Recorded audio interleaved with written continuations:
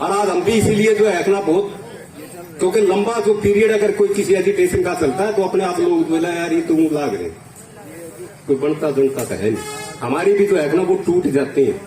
हमारी आप लोगों से प्रार्थना है कि जब कोई काल दी जाए तो सारे इकट्ठे हो, सभी जाके इन लोगों के पास सीआईडी की रिपोर्ट भी पहुंचती है।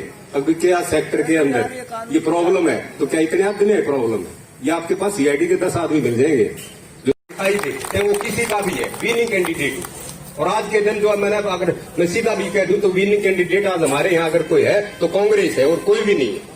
तो हमें जो है ना कांग्रेस को सपोर्ट करना चाहिए। जो दूसरे जो आदमी है उनको ये देख लो भाई, आप हाथ जोड़ के आज हमने जो है ना इस कोरोना काल में और सोनीपत नगर निगम में चुनाव चल रहा है, इसमें आप यहाँ हाई स्टेशन के लिए पहुंचे हैं, इसके बारे में आपका क्या कहना है, क्या मुद्दे हैं आपके? देखिए, सोनीपत नहीं, ये चुनाव अम्बाड़ा भी और पंचकुला भी चल रहा है। यहाँ से जाने के बाद जो वहाँ जो पंचकुला है वहाँ के सेक्टरवासी भी इकट्ठे हुए खड़े हैं। 3 साल पहले लगातार 3 साल से सेक्टरवासी एक लड़ाई लड़ रहे हैं, संवैधानिक लड़ाई लड़ रहे हैं इन्हांसमेंट की, जो गैर कानूनी सरकार ने डाली हुई है। और गैर कानूनी जब भी चुनाव आता है, 3 चुनाव आप लोगों ने भी देखे होंगे, आपके माध्यम से आपने ही कवर करे हैं, लगातार अखबारों में रहे हैं। ऐसा कोई चुनाव देखा जिसमें मुख्यमंत्री का बयान ना आया हो कि हमने इन्हांसमेंट दूर करने जा रहे हैं जी। 3 साल से 3 जजेज की कमेटी बिठा दी, हाई कोर्ट में इन्होंने एफिडेविट दे दिए कि हम उस तरीके से कर रहे हैं जो जजों ने कह दिया।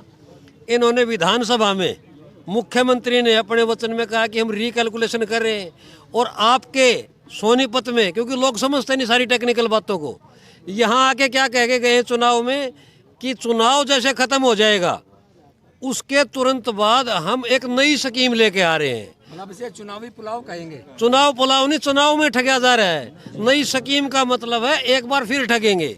रिकैलकुलेशन क्यों नहीं कहते? और चुनाव से पहले किसी ने उनके हाथ बांध दिए। अगर ऐसी कोई अच्छी स्कीम है तो चुनाव से पहले क्यों नहीं देते? वो इसलिए नहीं देते क्योंकि लोग भड़के हैं ना, लोग भड़के अभी इनके खिलाफ वोट डाल देंगे। सर, अपने आंदोलन को लेके आप हरियाणा सरकार को कुछ चेतावनी देना चाहेंगे? बिल्कुल चेतावनी, हमने देखो घेराव कर लिए, वो हम तो पैदल यात्रा भी निकालेंगे, हम सरकार को निकलने नहीं देंगे। सरकार को हमने कानूनी रूप से तो एकदम से बैकफुट के ऊपर है, इनके खिलाफ प्रिविलेज मोशन भी आ सकता है जिस तरीके से ये अब चुनाव के दौरान इस तरह की वो कह रहे हैं। तो विधानसभा में ये रिकैलकुलेशन की बात करते हैं। रिकैलकुलेशन का मतलब है सीधा मैं हिंदी में बताऊं कि जो पहले हमने कैलकुलेशन की हुई थी वो गलत थी, इन्होंने मान ली, विधानसभा में मान ली मुख्यमंत्री ने। हम इनकी कैलकुलेशन जो गलत हुई है इसको ठीक करके देंगे। आज आपके सामने कह रहे कि हम स्कीम देंगे। स्कीम कौन मांग रहा है इनसे? स्कीम तो 3 साल पहले भी लेके आए थे, लड़ाई 3 साल से चल रही है।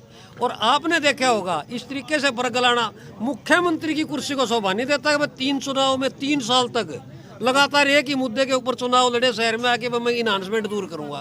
करता है नहीं। सरकार से कोई बात हुई आपकी? सरकार बात ही नहीं करना चाहती, छुप क्या कर रही है। मैं आपके सामने कागज लेके आया हूँ, वो स्कीम का कागज लेके आया हूँ, आप भी लेके जाना इसको।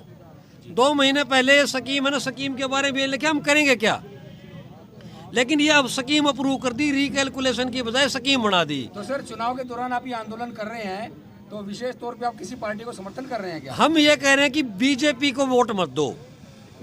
हम ये कह रहे हैं कि बीजेपी को वोट मत दो, जो इनको रावण उनको दे दो, कोई हो, निर्दलीय हो, कोई हो, चाहे इसको वोट दोगे, इनको वोट दोगे तो इनके हौसले बढ़ते जा रहे हैं। यही तो कारण है कि 3-3 साल से एक ही चीज के ऊपर कह रहे हैं कि हम इन्हांसमेंट दूर कर देंगे और लोगों के वोट ले लो शहर से। 3 साल में लेंगे, अगली साल आएंगे मुख्यमंत्री, फिर कोई चुनाव होगा उसमें भी कहेंगे यही बात। अब फिर अब आपके सामने कह रहा हूँ और आप सब लोग भुगतभोगी इस बात के। आंदोलन का अगला स्वरूप क्या रहेगा आपका?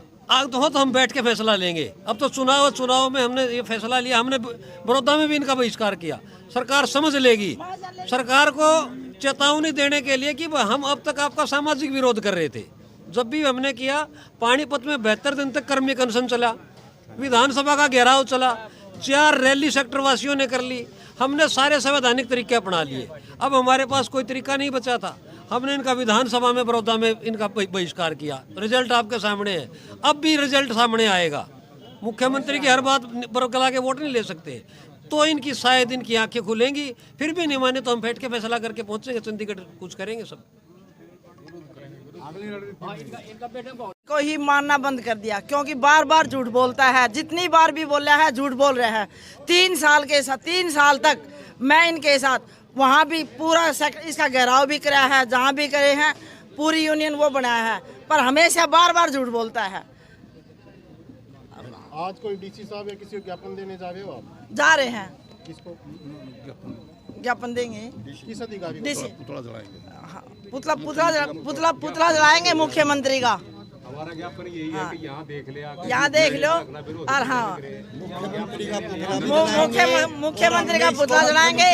हाँ, मानना ही बंद कर दिया बीजेपी। इस आंदोलन के दौरान अभी आज आप मुख्यमंत्री का हाँ हाँ, ये हमारी नहीं मानता, हम इनको नहीं मानेंगे बिल्कुल भी। Joint welfare association sector Sonipat का प्रधान हूँ। हम ये कहना चाह रहे हैं, हमने ये जो कदम उठाया है मुख्यमंत्री के उस बयान से लेकर उठाया है क्योंकि वो सोनीपत वासियों को गुमराह करके चला गया 21 तारीख को आगे भाई जल्दी ही हमको स्कीम देने वाले हैं। अब सारी फाइल मेरे टेबल पर रखी है और मैंने दस्तखत करने हैं। अरे दस्तखत करते आना कितनी देर लगा, तो अब दस्तखत करके बता दे कितना क्या कर रहा है, लेकिन सब जुमले ही हैं। इसलिए हम पूरे हरियाणा से नेता है, हमारे स्टेट के नेता भी हैं, यशवीर प्रधान जी आए हैं। हमने ये इसलिए आए हैं कि भाई इसकी पोल खोलेंगे। ये जो मुख्यमंत्री कह जा रहा है भाई ये कर रहे हैं ये कर रहे हैं, ये झूठा है और जो चुनावी स्टंट अपना रहा है भाई बीजेपी को यहाँ से निकाले। हम ये कहना चाह रहे हैं बीजेपी का कोई मेयर नहीं जीतेगा ना कोई पार्षद जीतेगा। इनका मुकाबले में वैसे तो हमने कह रखे जो इनको हराएंगे, लेकिन आज स्थिति यह है कि कांग्रेस वर्सेज बीजेपी है। यहाँ 20 के 20 कांग्रेस के पार्षद बनेंगे और जो यहाँ निखिल मैदान है मेयर वो कांग्रेस का वो भी बनेगा, अच्छी बहुमत अच्छी भारी वोटों से बनेगा। यहाँ से दीपिका गर्ग है सेक्टर 15 से और राखी गोस्वामी है, ये भी अच्छी वोटों से पार्षद जीतेंगी। और हम एक फैसला करें यहाँ कि भाई हम इस मुख्यमंत्री को मुख्यमंत्री नहीं मानेंगे।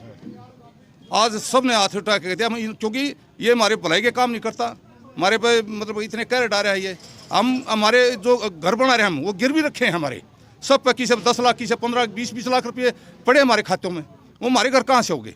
अब तो हमारे यहाँ ये स्थिति आ गई, पहले ये कहा करते अब कोई सेक्टर में रहे है बहुत साहूकार है फलाने के छोरे का रिश्ता करते हो, आज तो रिश्ते वाले भी नहीं आते हमारे यहाँ।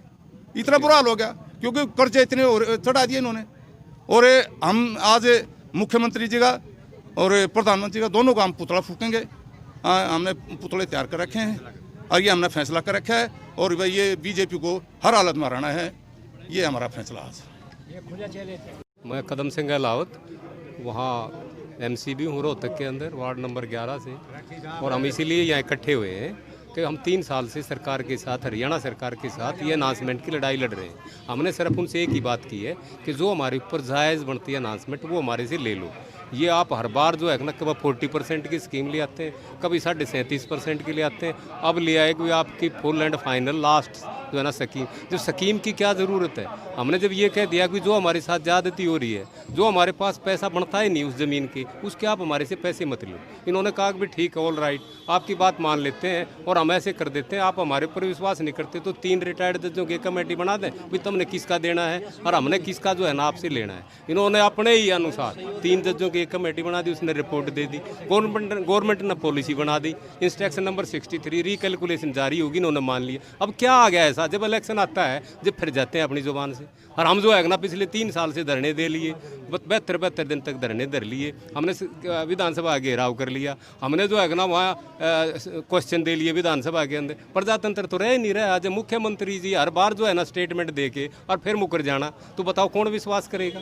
हमने बना रखे हैं, हमारी सरकार है, हमने चुन के भेज रखा है और हमारे ऊपर जो है ना इस प्रकार की जो है ना झूठी जो है ना बयानबाजी कर देते हैं। तो हमारा सिर्फ यही कहना है कि भाई ये जो है ना हम भुगत बैठे सेक्टर वाले, आप ना भुगतो, इसलिए सरकार को जितना जल्दी हो चालता कर दो, आप सबका भला होगा। इसी के अंदर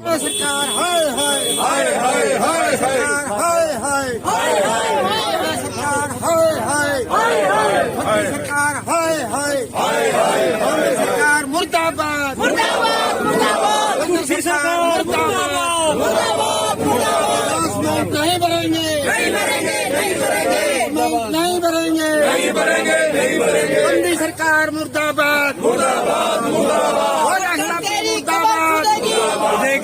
वादा खिलाफी मुर्दाबाद, मुर्दाबाद, मुर्दाबाद, क्या सरकार मुर्दाबाद, मुर्दाबाद, मुर्दाबाद, सारे सेक्टर वासी जिंदाबाद, जिंदाबाद, जिंदाबाद, पूरी कार्यकारिणी जिंदाबाद। आज नहीं तो कल खुदेगी। खट्टर तेरी कमर खुदेगी। आज नहीं तो कल खुदेगी। खट्टर तेरी कमर खुदेगी। आज नहीं तो कल खुदेगी।